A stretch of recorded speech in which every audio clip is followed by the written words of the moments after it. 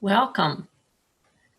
This webinar today is brought to you by the UMAA and the incredible membership that powers everything we do. We would just get started in one more minute, give everybody a chance to get logged on. We're so excited to get to present this to you today. And our wonderful speaker brings some incredible insights and knowledge that we're thrilled to get to share with you. I'll wait just maybe 2 more minutes and then we'll get started.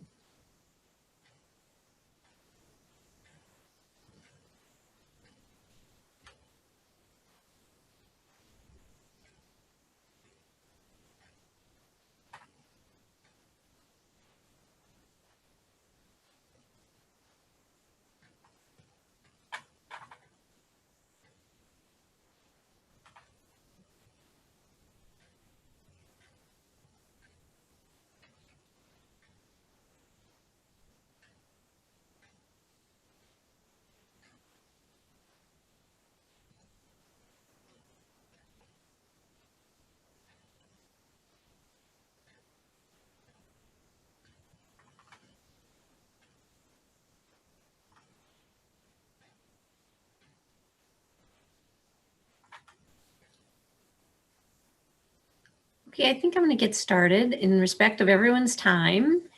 Again, welcome. This is the UMAA, the second in our three-part series on webinars of financial planning and savings.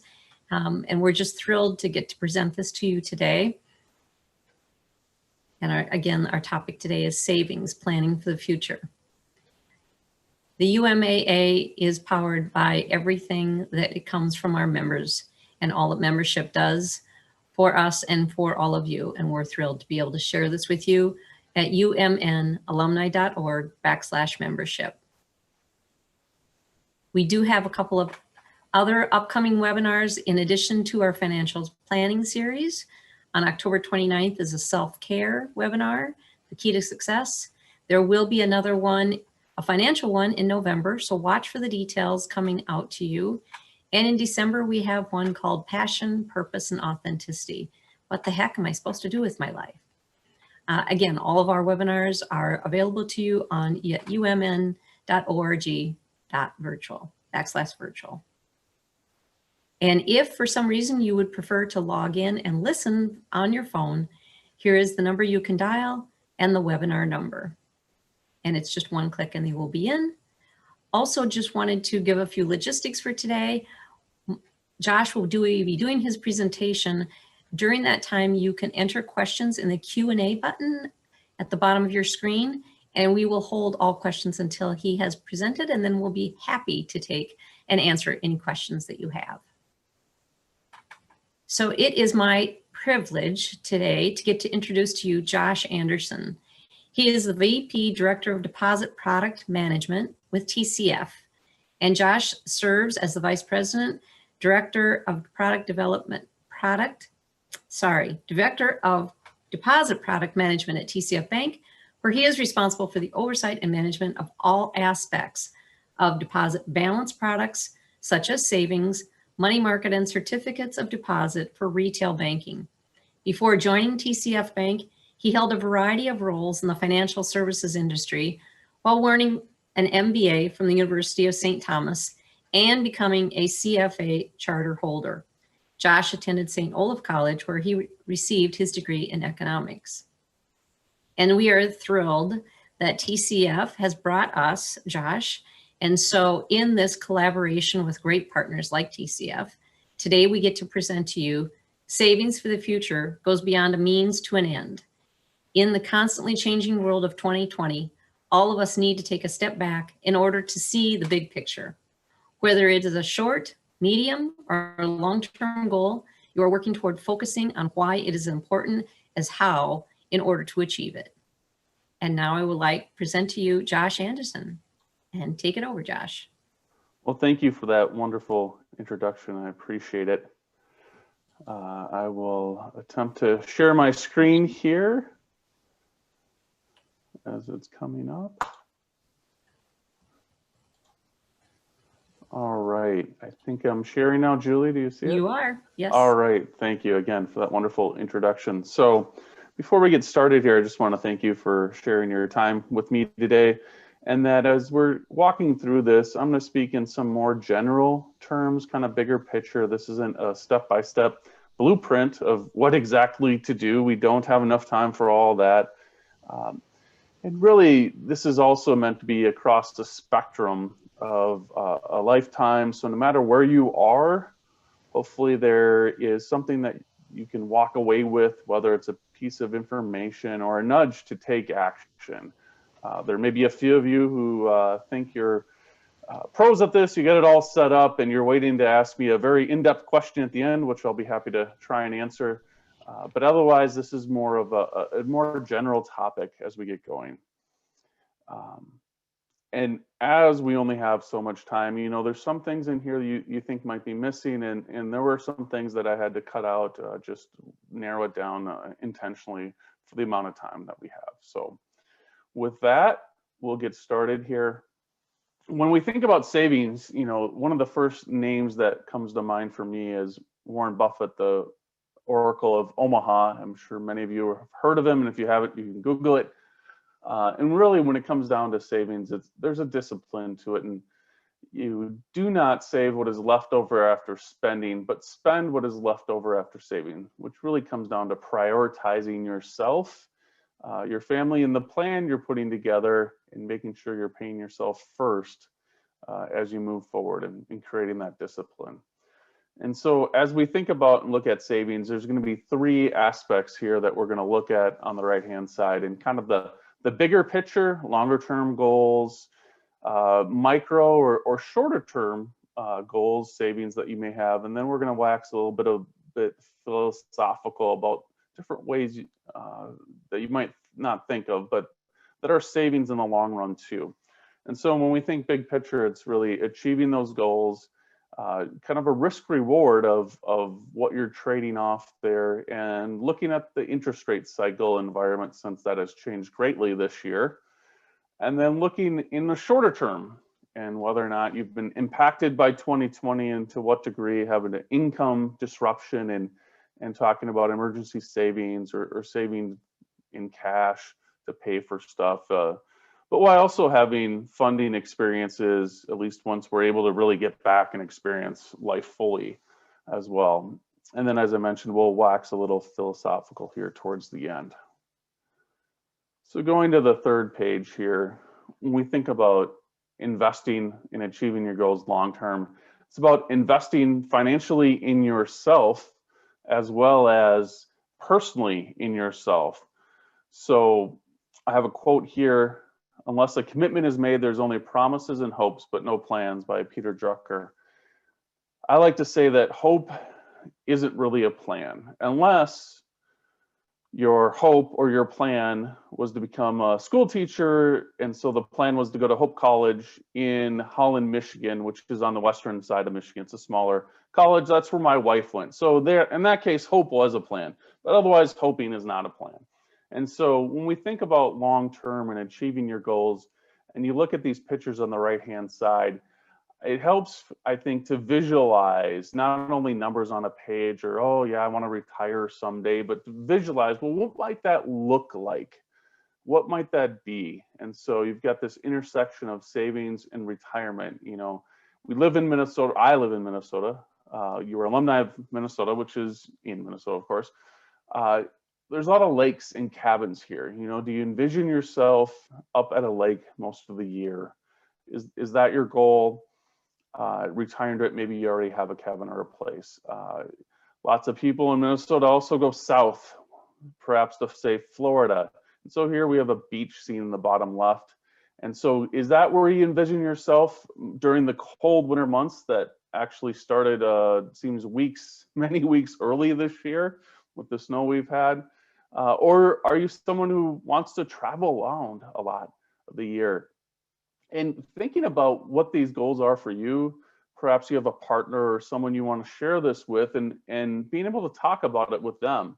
You know, when I was younger, I thought, oh yeah, it'd be great to get an RV and we can travel around all a bunch of warm spots in the winter. And my wife said to me, she grew up during the summer traveling around an RV. She doesn't want to do that when she retires. Well, it's good that we've talked about that. Otherwise, we would have very divergent plans of what that might look like in the future. So thinking about your plans and visualizing what the future might look like, I think goes a long ways to matching and merging with numbers. Can the numbers make it happen? And is that what you really want in having flexibility there? As we go to the next slide, you think about savings, I'd be remiss if I didn't talk about asset allocation and really risk reward here. You know, depending on where you are, whether you're close to retirement or it's very far out on the horizon for you, it's thinking about having a portfolio that's diversified, that can grow over time to be able to fund that retirement, and having an asset allocation.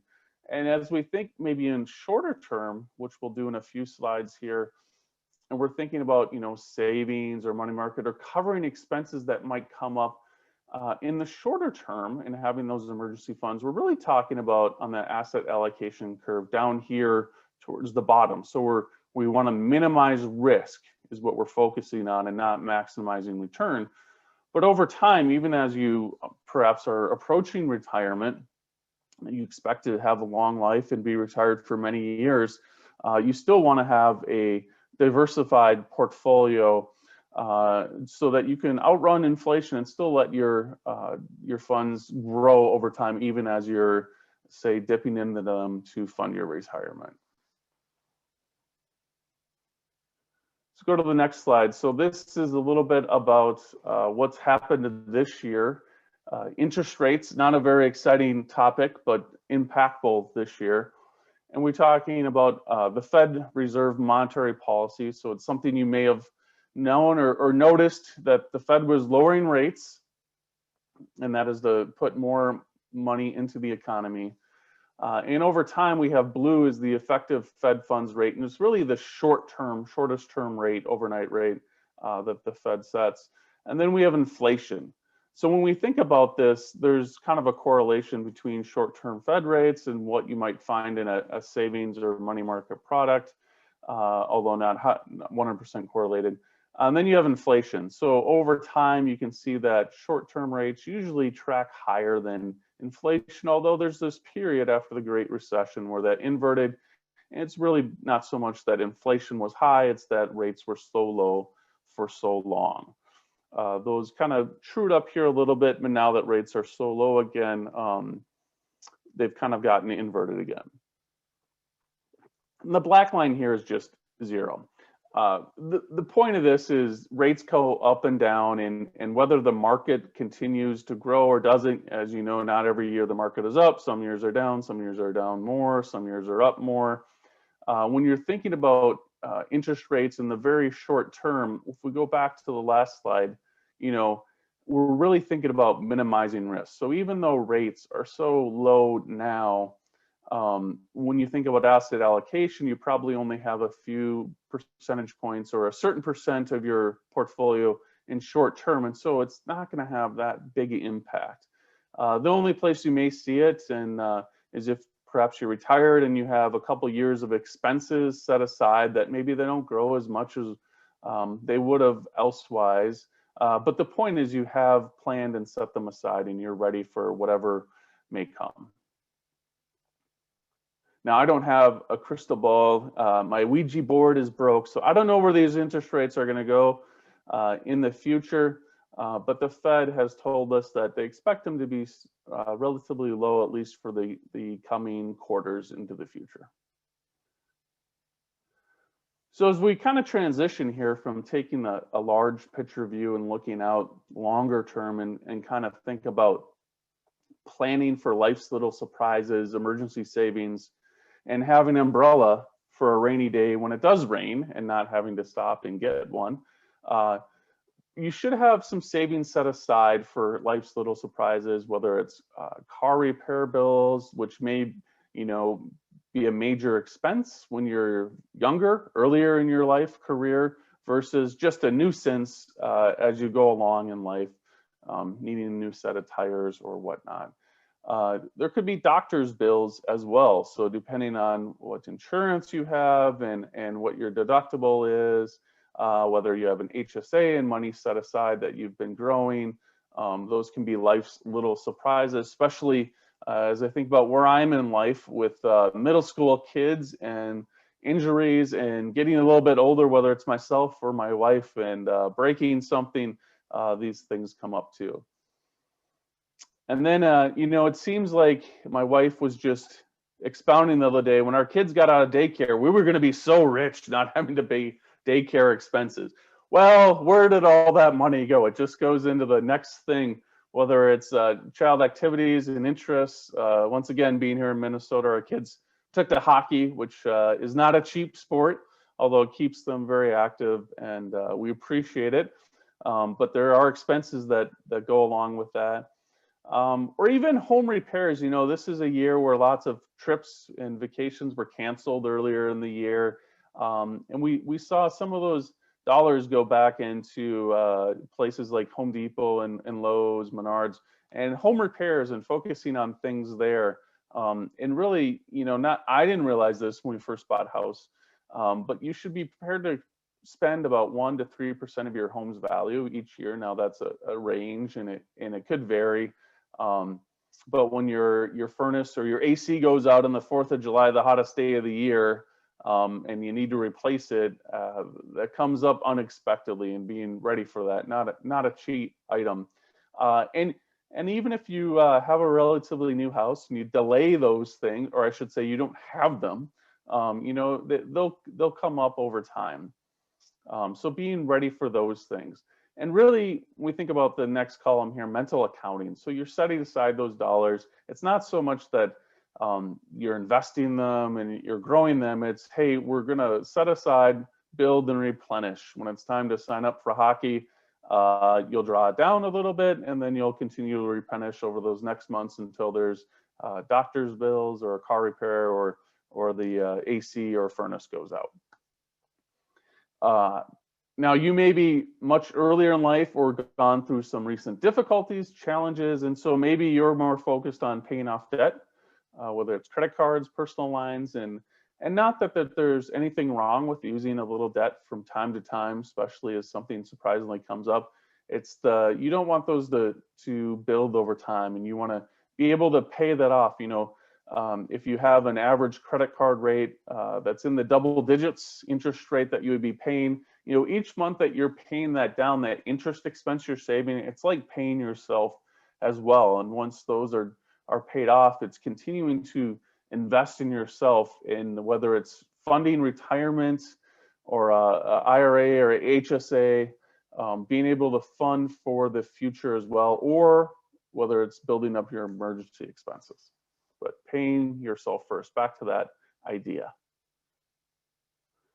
There's another thing where we want something, we want it now in the US. And this is a little bit about, let's save and let's pay cash. You can still use your rewards credit card and get the points on it if you want, but it's about spending and saving that money. Now, maybe you're along and you want a vintage car is your thing, maybe as you're going along in life. That's something your grandparents had and you want one, or maybe you had one when you're younger.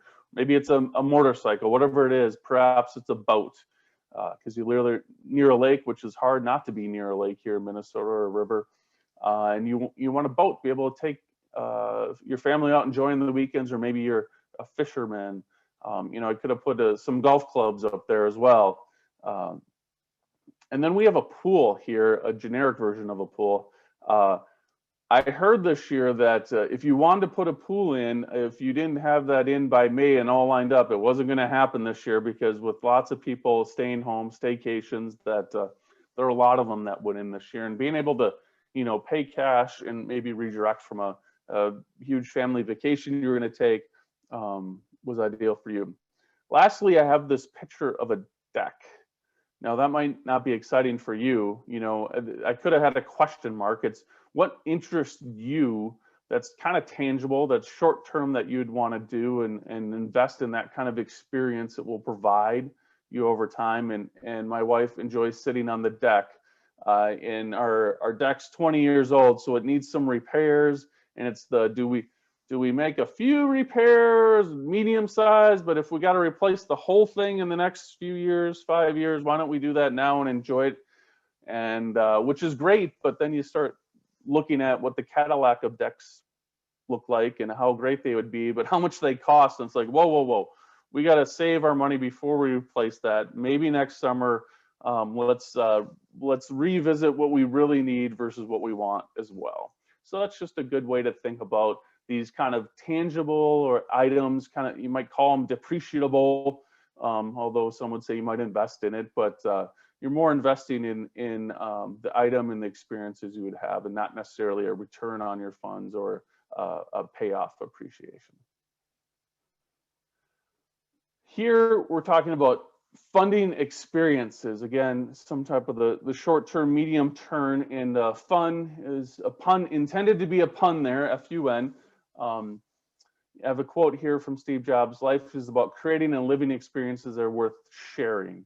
So maybe this is a big family trip that you're talking about, although many of those may have been put on hold, maybe unless it was somewhere driving, but a lot of places you could have gone this year, you couldn't really visit. So maybe you're looking at that in the future. But historically, outside of 2020, if we went back a year, I'm sure many people would be talking about, what trip they have. It's always nice to have something on the calendar you're looking forward to. I was looking for something that would be talking about in the top right here, your well-being. So investing in things in the short term that will pay off in the long term, whether it's your physicalness, maybe it's whether you're going to a gym or working out, or you buy a treadmill, or you ride a bicycle, or you run, whatever that is, but investing in your well-being, both physically and socially, psychologically, what is that, so that you're around and you're present and you're healthy, so that you do have a long lifetime. It's no use grinding away for years at a job just to make it to retirement and have your body be wore out so that you won't be able to enjoy it. So there is that balance of the short term and how you get there versus the long term. Bottom left, experiences. My niece just got engaged this last weekend, so my kids are still in middle school, so perhaps that I'm not thinking about saving for a wedding or contributing to that. Whatever your thoughts are just yet, we're hoping to get them through high school and into college first. But maybe that's a tangible, or I should say intangible experience that you'd like to be a part of. And it's thinking about, well, what might you be able to contribute? What do you want to contribute? Do you want to contribute anything? Then the bottom right here, we have the hat and diploma. It's really to represent, savings for college. How much might you want to put towards, if you're in that life stage, your children's education? Maybe it's very little, maybe it's a lot. Maybe you want to steer them to affordable, in-state University of Minnesota education. Perhaps though, you're at a stage of life where you're actually looking to invest in yourself personally, and so that you would have a greater earning power as you go along in life. And maybe that's going to school at night part-time while you're working. Maybe it's going full-time. Maybe it is investing in medical or law school. And you also could be at the latter stages of your career or into retirement, where you're looking to just be interested in your auditing classes. Maybe it's furthering your education into some new aspect of life that you'd like to enjoy or do.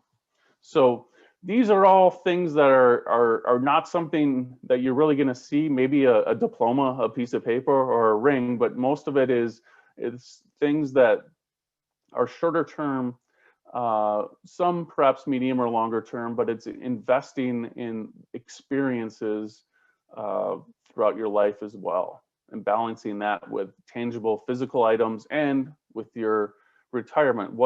How do you want to get there? How do you want to live your life along that spectrum? All right, now we're going to get into the third part of the presentation here. We're going to wax a little bit philosophical and talk about a few gifts that can keep on giving after you're gone, whether it's tangible and or it's the gift of say less stress in an emotional time. So, you know, I would urge everyone to, whether you have one or not, to have a will. Whether you think you need a will or not, I can tell you that the state of Minnesota has one for you if you live in Minnesota, and every state does. And so having your will kind of removes some extra stress from emotional time. Both my parents are deceased, as well as my stepfather. And so I've gone through this in both having a will and not having a will. I can tell you, it makes it a little bit more easier, actually a lot more, having a will, but also having a plan here. You know, as I said, lots of folks in Minnesota have cabins, or maybe you have property or a second property or some assets that, who do you want those to go to? Having a plan, do they want them? Perhaps you have multiple children and a cabin. Is everyone up for having a share of the cabin? Do they all visit? Are they here? Can they afford it? You know, there's upkeep with it. And so kind of having a plan for assets, property, or even if it's sentimental items that may not be worth a lot. Maybe it's pieces of jewelry or holiday decorations, whatever that might be in your family that, like, hey, I kind of have this sentimental attachment to, and whether or not you're going to fight with a sibling or someone else in the family over it. You know, talking about these things ahead of time can really remove a lot of stress from a very emotional time. Also, if you're kind of younger, if there's some surprise, none of us would like that, but having life insurance, a nice life insurance, so that your family can continue to fund that life that you were planning to provide for them. And then if we just think about beyond finances, like, you know, having a well-rounded life, are there some experiences or things that you would like to pass along to your children or grandchildren, so that it's less focused on the financials and more about their life and how they're going to live.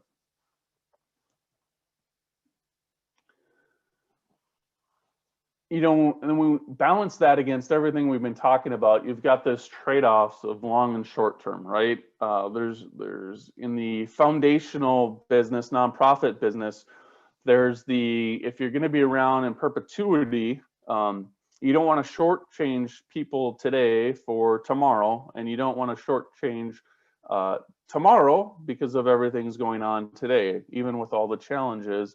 If it's something that's supposed to be around forever.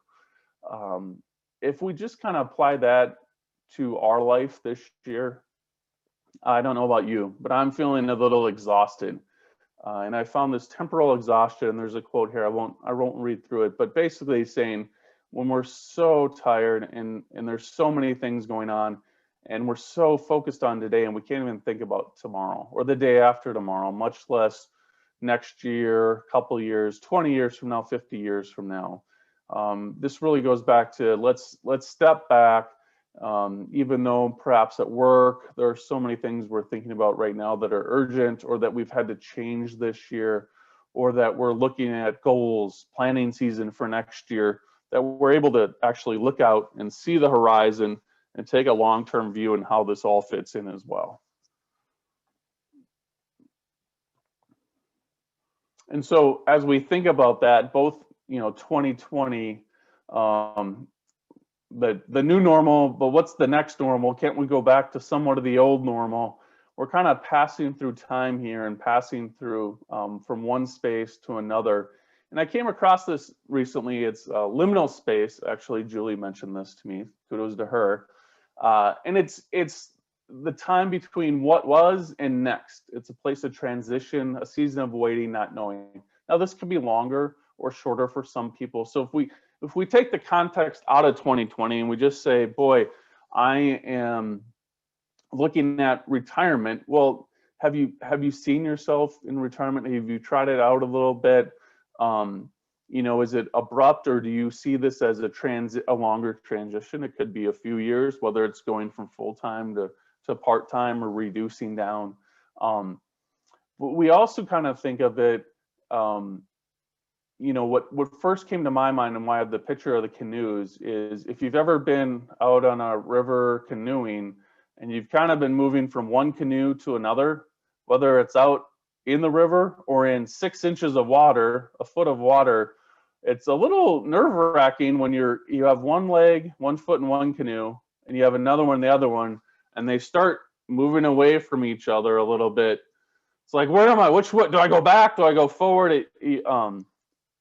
So that's what I think about this liminal space is, you know, it makes you think about where do I imagine I'm going? Am I gonna take that leap and get into the new canoe and make sure I don't tip it over and drench my canoeing partner? But also, if you think about that future, if we all just step back and think about a longer term future, or even a shorter term, whether it's later this year or into next year, can you imagine the changes that will be in your life? And when you do that, you close your eyes and you think about what that life looks like. You know, it's helpful to step back and say, well, is there anything or anyone who's missing? You know, are you thinking about, oh, it'd be just great to retire someplace warm because of the early winter? And what does that mean if you live around grandkids? Will they be in the picture? Do you want to be here? Or do you want to be away from them? Maybe you do want to be away from your family.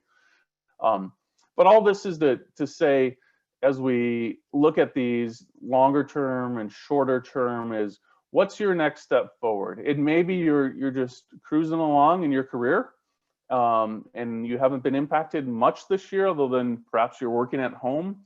But is there anything I've said today that you're like, oh, you know, I've been meaning to think about that, whether it's upping your 401k investment each month, or HSA, or thinking about, boy, you know, the life insurance, maybe I need some more, or a will. Is there something here, a nugget that can inch you forward a little bit more in the next space from one to another? And it can be just a small portion or position of your life, and it's not a huge drastic change as well.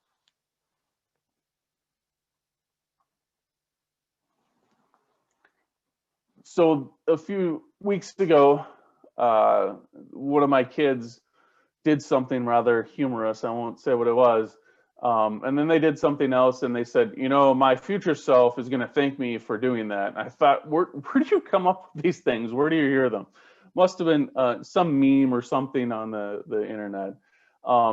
But really, I ask you to sit here today as you're listening and think, boy, what is there something I could do today, or get the ball rolling on, whether it's a long-term, short-term, or it's a conversation to have, that my future self will thank me for doing that now today. So long-term, maybe it's having that vision, having those conversations of what retirement might look like, or how we even start.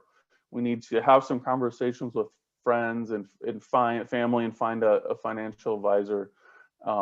Maybe it's you have a plan, but you haven't reviewed it in 5 years, and it's time to review and adjust. I mean, life is not perfect.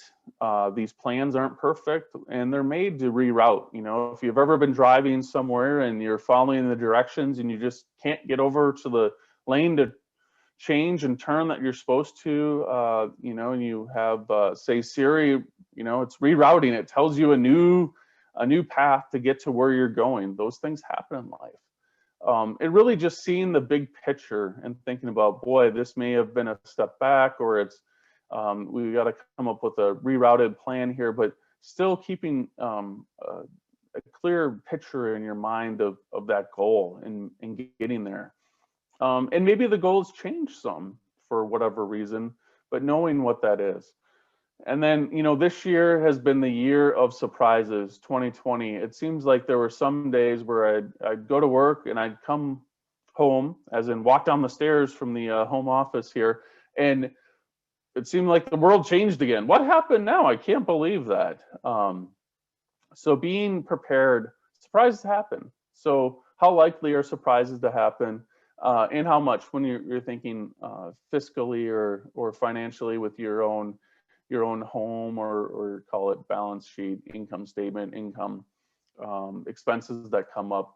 A lot of these things, while they can't be pinpointed, it's, well, there's going to be something we need to set aside a couple $1,000s to deal with it when it comes up. At the same time, when we're talking about all this savings, remember to experience the big picture in life. And if you're able to create these memories with your family, your partner, your children, as you go through life, experiencing it as well. And really, perspective, it's planning for a long life. It may not happen for all of us, but you got to plan for it. So if you make it, and most of us will, that you can enjoy it along the way. And finding that balance, again, you have your present self, and you want to pay your future self and save for retirement, but you don't want to so shortchange your experiences today as well. And then lastly, I'd say, 2020, it's already October, late October. Eventually here, we're going to get to 2021. So this too shall pass this year. It's been a memorable year, although that maybe isn't the right phrase. A lot of things have happened. But there will be a little bit sense of normal at some point in the future. And just keep that in mind as you're plugging away each day. Well, those are the remarks I had for today prepared. I'll note that if you have some questions, high-level questions on topics, tcfbank.com community financial education, once you get there, there's multiple, partnering with EverFi, there's multiple short little courses that can give you a little bit more information on different aspects of savings or investing, savings for retirement along the way. If you have that, if you're farther along in your journey, a lot of this stuff you probably already know. It's more of informational and general educational. So with that, I will say thank you, and we'll see if we have any questions at this point. Thank you, Josh. This has been so informative, and thank you so much for all of you that have joined us. I don't have any questions right now in the Q&A. Please feel free to add any questions. We'd be happy to help. We've got allotted ourselves another 20 minutes if you have the time. We'd love to hear from you. And let me know if there's anything we can help you answer. Again, we're just thrilled to have this partnership with TCF and the support that they have given the Alumni Association and helping us be able to put on this financial series webinar. Okay, I have one question says, I have an extra $100 at the end of the month. Is it better to pay extra on my house payment or invest it? Well, that's a great question. I would say that while I'm not licensed to give financial advice, although I did earn the CFA degree, I think this is just one of those more general questions. And likely the interest rate you have on your mortgage is probably pretty low relative to what you could earn on average in the long term in the market, as with a diversified portfolio. So I would tend to pay yourself that way, investing for retirement first, not knowing anything else or the rest of the picture, but that's what I would say. Great, thank you. And I'm just going to answer one that had just come in about if there'll be a recording, and there will. So we have recorded this, and we will be sending it out with a survey, and then you'll be able to watch this again or share with anyone who may be interested. Another question that came in is, how do you find a financial advisor, and what is your recommendation for starting a retirement fund at 35 years old? Yeah, so that's a great question. There's a few ways to view financial advisors. There's, first of all, absolutely competence, right? Are they with a reputable firm? But I think also there's a interaction, right? Do you get along with them? I don't know about everyone else. But when I go to the doctor, I just see it as it's the doctor, right? I'm going to take their advice. There's lots of people who go to a doctor like, I don't like that doc. We don't get along. I'm going to see another doctor. It's like, okay, but they're all doctors. They, even if they're saying that the same thing and advice they're giving you, it's that personal relationship, because you're going to have this relationship with your advisor for a long time. And so I would ask word of mouth, whether it's family or friends, is there someone that can introduce you to someone they use and they like? Otherwise, there's different sites that you can go and look at how they're rated. But I would first start with getting a recommendation and referral, not like anything else in life. Usually that's where you're going to get a lot of your good answers.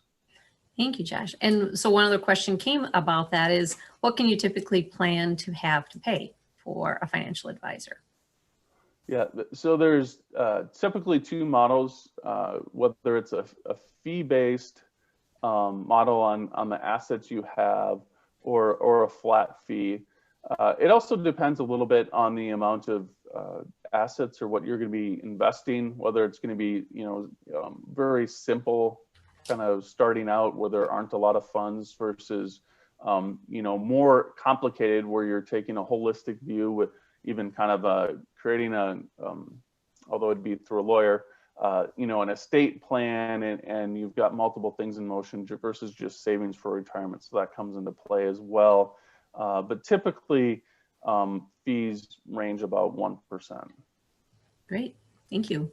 Here's another one. This person says, do you recommend taking out a loan on our life insurance if it is paid off?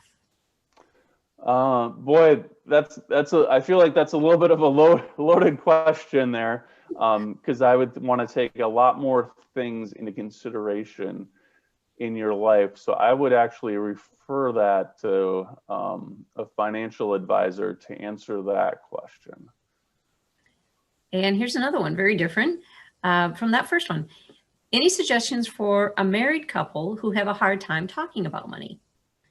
The person entering says, I am the saver and planner, and my partner is not so much. Any suggestions? Yeah, that's a great question. I kind of have a lot of thoughts on it, actually, and it sounds like maybe perhaps in the rest of your marriage as well, that you complement each other. So being a saver and a planner, it sounds like that's a strength, and that's good.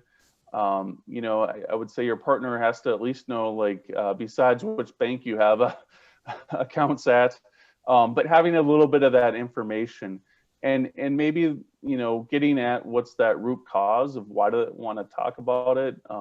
Is it just boring to them? Talking about numbers? Is it because of created stress, perhaps in their parents' life when they're growing up? Is it they're not really educated on it? They don't want to seem, uninformed on that subject, which I think kind of goes back to if you're thinking about, depending on what that goal is thinking about what's the picture. Now you've changed the conversations from dollar and cents to what do you envision that future to be? What are we savings, or what do we want to plan for? And I think that might change the conversation. For instance, if you're talking about a vacation, right, and what you want to do, you've kind of flipped the conversation about all the activities, and then you back into, well, how much would it all cost, right?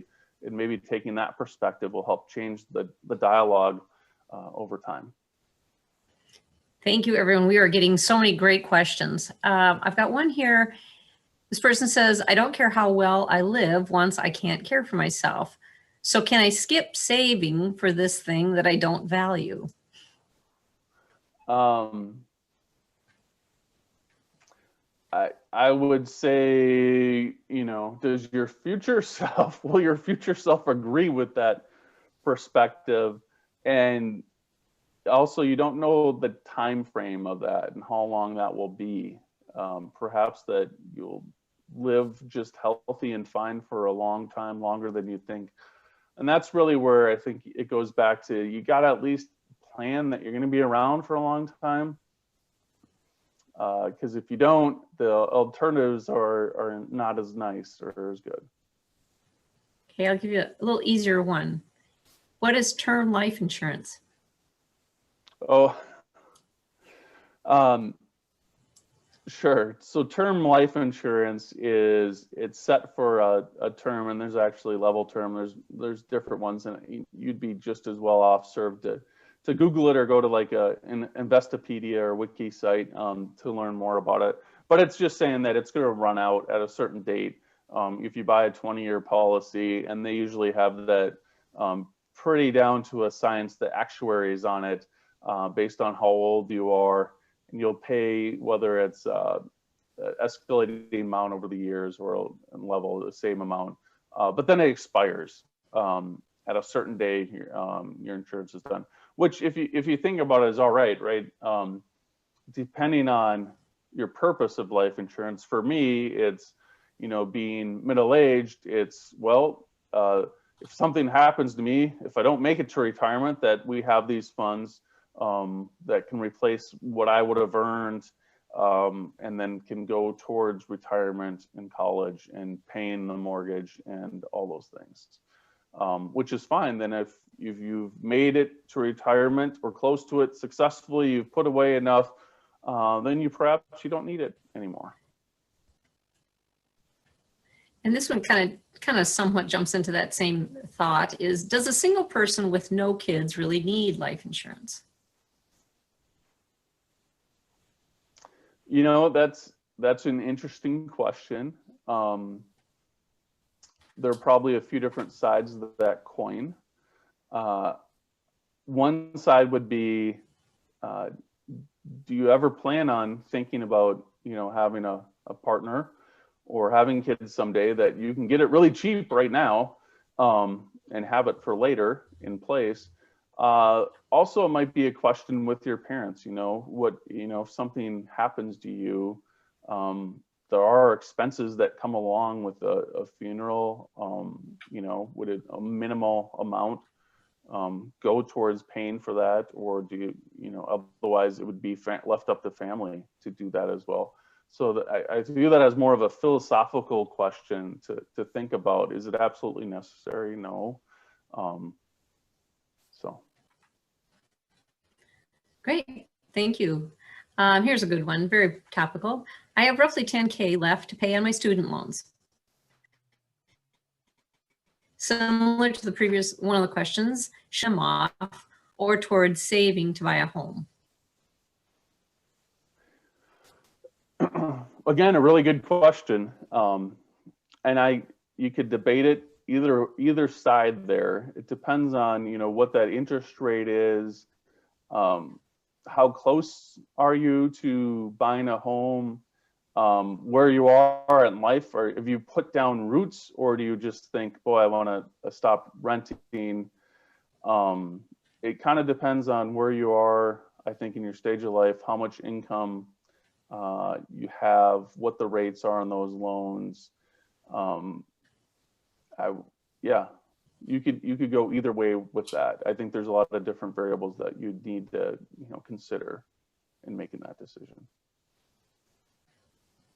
Okay, and any thoughts on if it is better to do a Roth IRA to pay the taxes up front? Concerned about taxes going up in the future. Yeah, that's an interesting question. I think it depends where you are in life. How long would you be until you accessed those funds? Taxes going up, little uncertainty there. Perhaps they may go up. The question is, what are taxes going to be like, and what tax bracket might you be in when you retire and you'd be drawing on those funds? If we're talking 20 years, 40 years, I mean, tax rates, if you look back, they could go up, down by the time we get to 40 years from now. So that's a very interesting question. I think maybe not, based on what those tax rates might be, based on where you are, it might not be the most important factor in making those decisions. So here's a great one, kind of back to the basic core of your budget and things. This person says, I have tried starting a budget to get my spending under control, but I find it occasionally hard to keep tabs on my purchases, getting busy, forgetting, etc. I think I'm doing something wrong. Is there a more streamlined way to do this? Or I'm thinking, is there any app or tools you can suggest, Josh?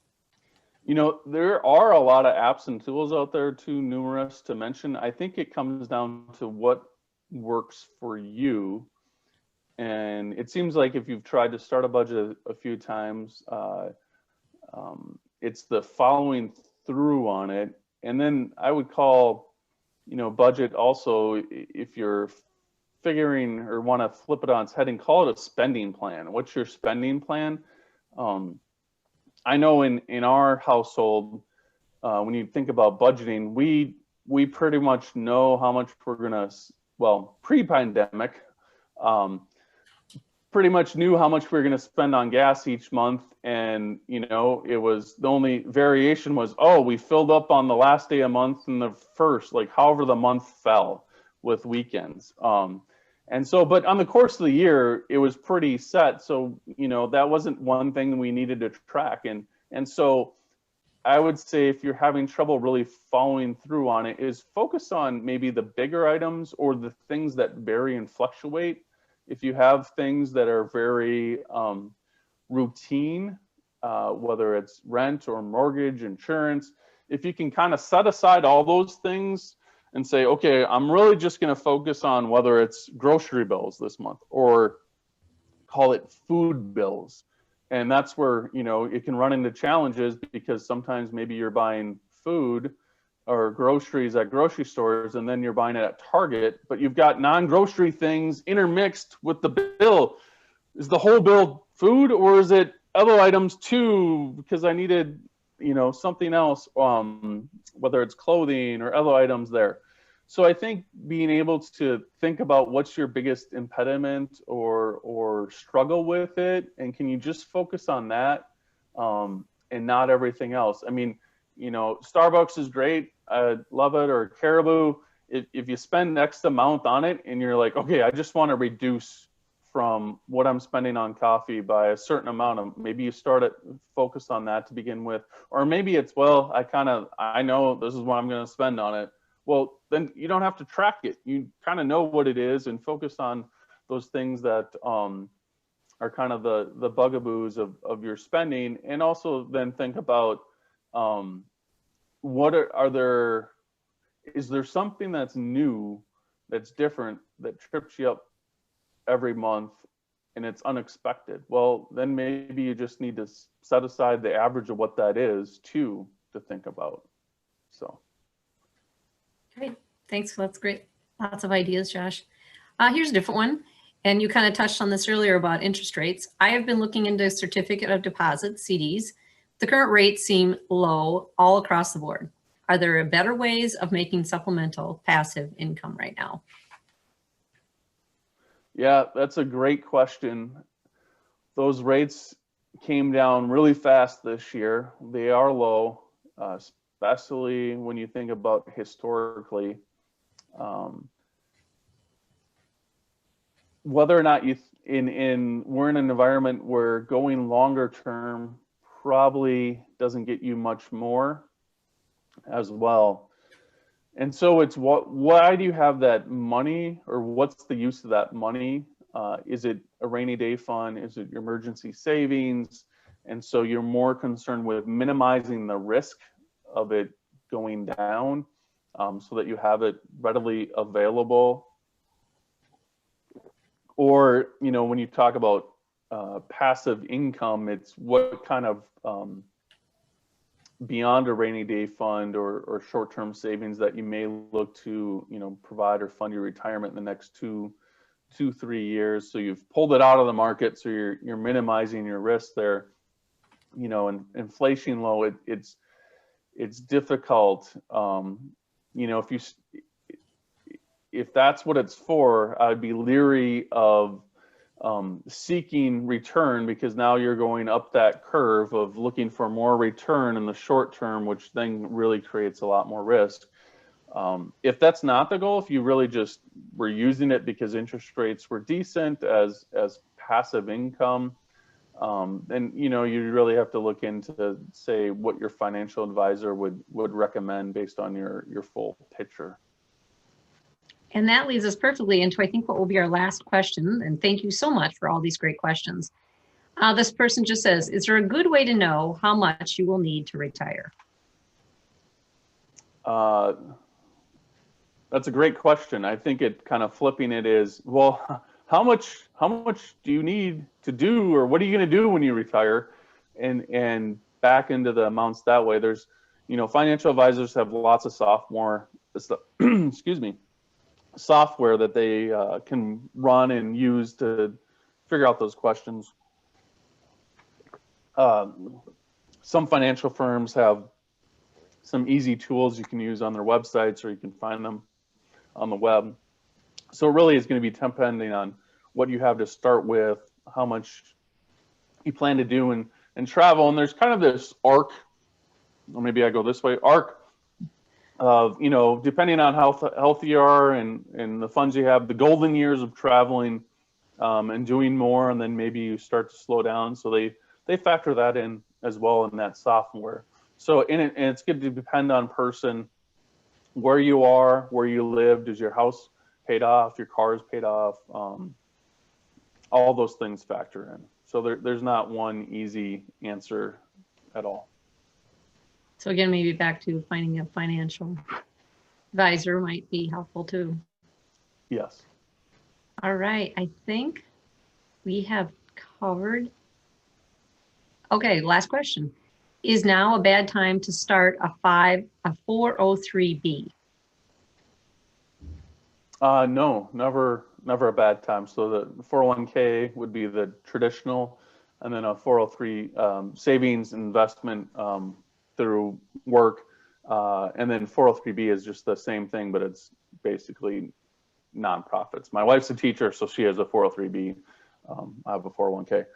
No, never a bad time to start, because you're going to build through that discipline of investing. And if you don't have one, I mean, don't worry about timing the market, whether the market might go up or down, or it's really that discipline of saving and investing in yourself first, kind of tying it back into Warren Buffett's quote of saving, paying yourself first before everything else. And over time that will build, and your future self will appreciate it. Perfect. And I think that is a perfect way to end. Thank you for all that have joined us today. Got some great comments. People felt this was very helpful. Thank you, Josh, for making time. Thank you for all of you that joined us and stayed with us. Again, we will be sending this out as a survey, and it will be able to be viewed again. And again, this is supported through the efforts of our partnership and sponsorship with TCF Bank and all of the members of the UMAA and sponsorship that supports everything we do. Thank you again for joining us, and watch your email for future upcoming webinars. Goodbye. Thank you.